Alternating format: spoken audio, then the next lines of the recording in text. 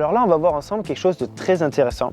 Tu vas voir que chaque type d'objectif va avoir une certaine distorsion dans l'image et on va tester ça sur un portrait et tu vas voir que le personnage va ressembler à quelque chose de différent à chaque fois qu'on va utiliser un objectif différent.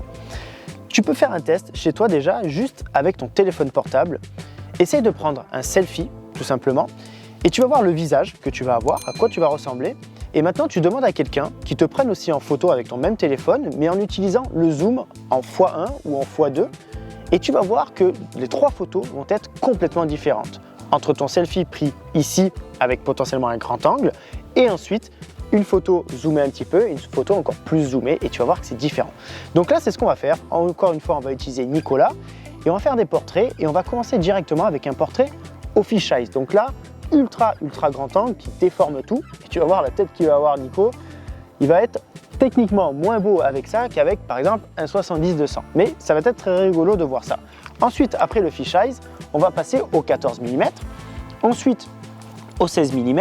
Ici, j'ai un 16-35, donc on va pouvoir aussi passer de 16 jusqu'à 35 mm, voir le résultat. Ensuite, on a un 24-105 mm. Ensuite, on a 70-200 mm. Donc petit à petit, on va zoomer. Donc forcément, moi, je vais devoir m'éloigner du personnage pour toujours avoir à peu près le même cadrage, d'accord?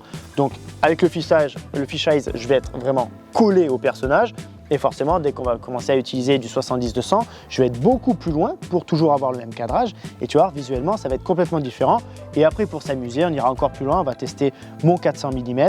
Et si on a vraiment assez de distance pour respecter mon cadrage, on ira essayer avec le x2 et donc un 800 mm cette fois-ci. Donc là, moi, ce que je vais faire, c'est que je vais mettre à 5.6 en ouverture pour avoir un portrait assez net globalement et surtout être à 5.6 tout le temps puisque après, mes objectifs, par exemple celui-ci avec ce doubleur, il sera à 5.6. Donc comme ça me permet de toujours respecter ça. Donc c'est parti, on va positionner Nicolas. On va faire le premier test avec le fisheye et je vais te montrer un petit peu la différence des objectifs. Donc là, on commence avec le fisheye. Tu vois que je suis vraiment très proche pour essayer de respecter un cadrage où je vais essayer de cadrer d'ici jusqu'à ici, à peu près comme ceci. D'accord? Et là, pas très beau Nico. Hein. Il est totalement déformé, mais c'est assez rigolo. Après, c'est le concept du fisheye, et tu vas voir un petit peu. Donc, je suis à 5.6. Je me mets à la hauteur, mon objectif à la hauteur des yeux, d'accord? Et maintenant, je vais changer d'objectif, je vais passer au 14, etc. Et on va voir un peu le résultat. Là, cette fois-ci, on est passé au 14 mm. Il y a beaucoup moins de déformations arrondies sur ce type d'objectif-là. Et on voit déjà que j'ai quand même beaucoup moins d'éléments sur mon image. Donc, le focus au niveau de ses yeux. J'essaie de respecter le même cadrage que tout à l'heure. Et voilà, la photo. Donc là, on est pas mal et on voit déjà la différence. Cette fois-ci, j'ai mis le 15-35 mm. Donc là, avec le même objectif, on va pouvoir faire plusieurs cadrages différents. Là, on est sur un 15 mm. Alors tout à l'heure, j'avais un fisheye 15 mm. Là, c'est un 15 mm, mais c'est pas en mode fisheye. Donc tu vois, déjà, c'est complètement différent. Essayer de choper le même cadrage à peu près. Voilà, comme ça. Maintenant, je vais me mettre plus ou moins à 16. Donc on voit qu'au fur et à mesure, je vais légèrement me reculer. Là, je vais mettre à 20 pour toujours essayer d'avoir le même cadrage. 24, donc là, 24, c'est quelque chose qu'on utilise assez souvent. 28. Donc tu vois, je me recule un peu légèrement à chaque fois pour avoir le même cadrage. 35 mm. Voilà, tu vois, il faut vraiment que je commence à vraiment me reculer. Hop, ça va bien. Et voilà. Donc là, déjà, on voit vraiment la différence. Et maintenant, on va passer au 24-105. Là maintenant, 24-105, alors je ne vais pas commencer à 24, je vais commencer à 50 mm sur celui-ci, jusqu'à aller à 105. Là, la différence, on peut voir, par exemple sur ma photo à 50 mm, ce que je vais faire, que je vais te montrer, qu'au niveau du décor derrière, tout change. Puisque tout à l'heure, j'étais plus proche de lui, alors j'avais certains éléments derrière, comme le muret.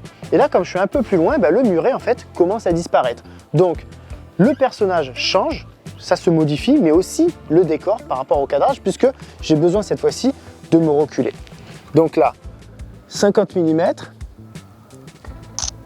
on est bon. Je vais passer à 70. Là, j'ai vraiment besoin de me reculer. 85.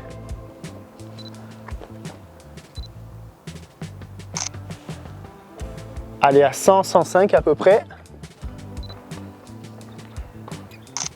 Et voilà. Donc là, déjà, c'est totalement différent. Honnêtement, c'est beaucoup plus esthétique maintenant. Par exemple, pour du portrait, on va utiliser du 50 mm, du 80-85 mm. Et donc, tu vois qu'en fait, visuellement, entre un 50 mm et un 14 ou un fisheye, ça n'a rien à voir et ça embellit beaucoup plus quand même le personnage en shootant avec ce genre d'optique-là qu'avec un fisheye. Le fisheye, ça va être plutôt pour du sport extrême, des choses comme ça. Donc, immédiatement, tu vois la différence et ce que ça peut créer sur un personnage avec la déformation sur son visage. Là maintenant, on passe au 70-200. Je vais commencer à partir de 110 mm forcément et on va aller jusqu'à 200.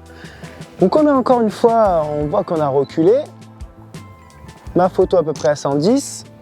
Maintenant, je vais passer, allez, 135. Encore une fois, on se recule. Allez, je vais passer à peu près 150. 180.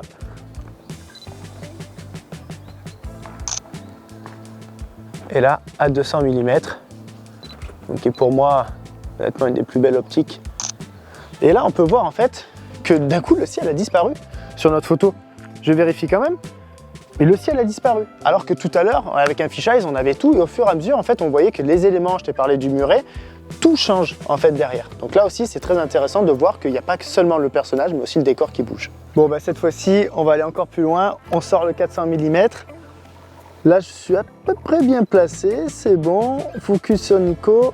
On fait la photo. Et voilà. Donc là maintenant on va essayer, on va voir si j'ai de la marge, je vais mettre le doubleur et on va passer à 800 mm. Allez, on va finir cette fois-ci, là maintenant 800 mm, on est super loin, tu peux le voir. On va voir le résultat, ouais, il est pas léger quand même, à un moment au bout de bras, attention, c'est dur de faire bien le point. Et voilà. Et donc maintenant, on va te montrer le résultat, d'ici jusque là-bas et de là-bas jusqu'à ici, et honnêtement c'est assez rigolo.